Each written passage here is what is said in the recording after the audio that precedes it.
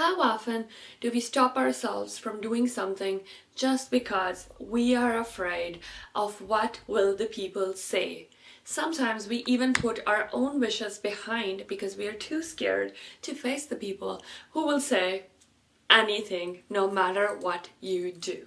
But what if I tell you that you can overcome this fear and it will help you be successful in this world and even in the afterlife?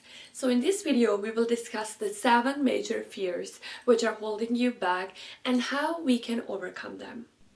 Assalamu alaikum and welcome back to day 6 of Better You in 30 Days series. On this channel, we talk about how to be successful in both worlds, so make sure you hit subscribe. Allah says, "Indeed, we revealed the Torah containing guidance and light by which the prophets who submitted themselves to Allah made judgments for Jews. So too did the rabbis and scholars judge according to Allah's book, with which they were entrusted and of which they were keepers. So do not fear the people, fear me, nor trade my revelations for a fleeting gain. And those who do not judge by what Allah has revealed are truly the disbelievers." There are 3 very interesting things about this verse. The first is that Allah talks about that He has sent His Quran, but then He talks about fear.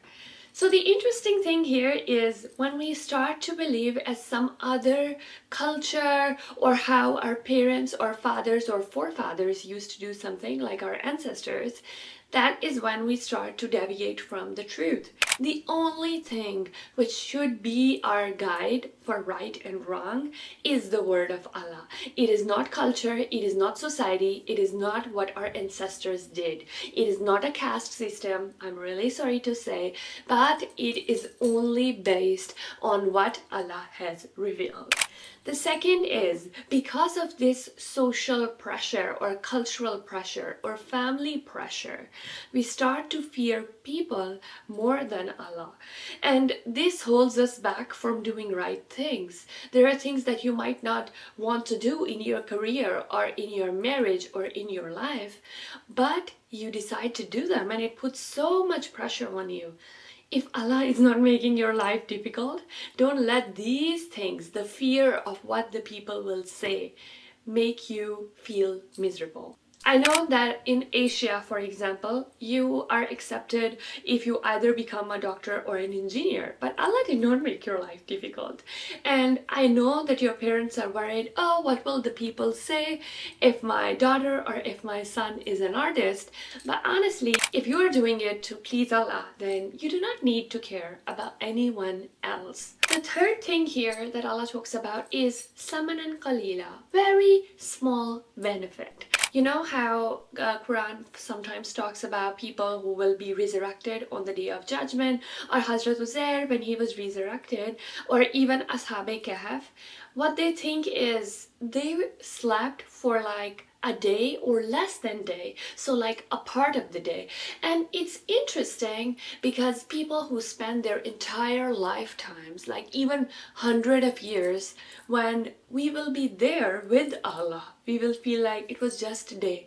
So imagine we are displeasing Allah for just the happiness or just soothing people or just thinking, oh, what will the people say, so let me just do what the people say, only for the benefit of a day or less than a day. Like, it's absolutely crazy when you start to think of this perspective of the day. It's just a day or part of the day.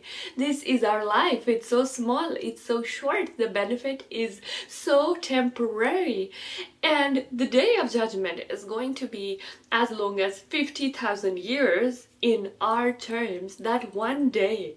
So as compared to eternity, what benefit will we get by pleasing the people? This is a big reminder for me because a lot of times this has also been holding me back, so I completely feel you. So what are the fears which hold us back from obeying and listening to Allah Ta'ala?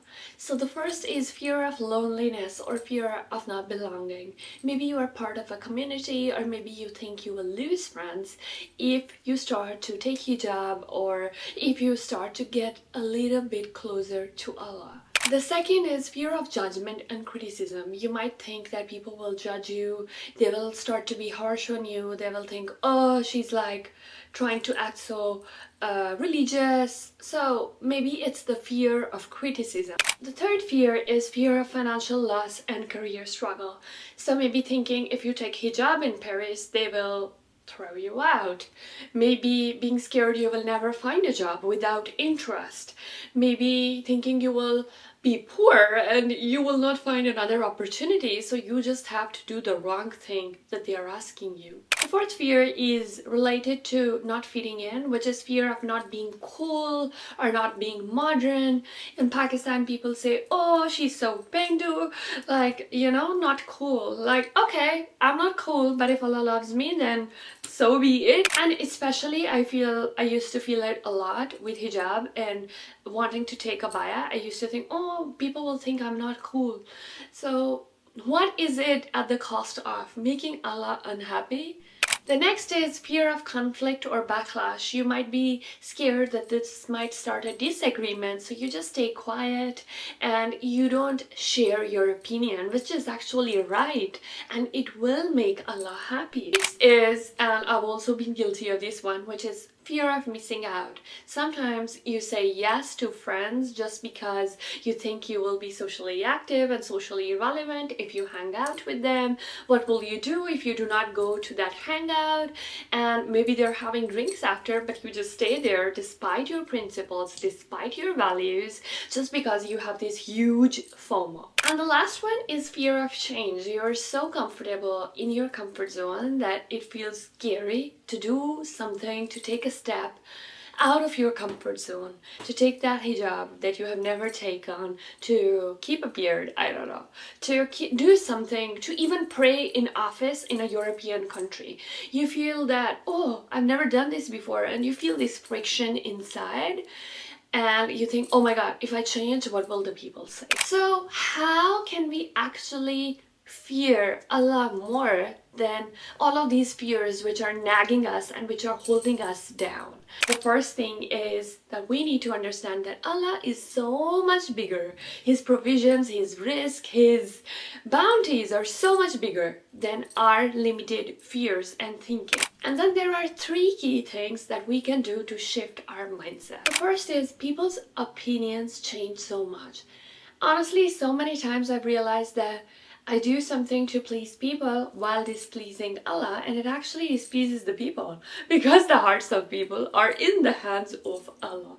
And then sometimes I do something thinking, oh my god, it might offend some people, but I will do it for Allah. And the people are like, wow, that's so cool.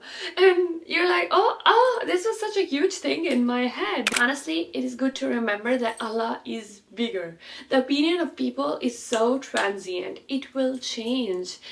But what we should focus on is our Creator, the one who loves us the most. The thing is, true respect actually comes from adhering to your own values.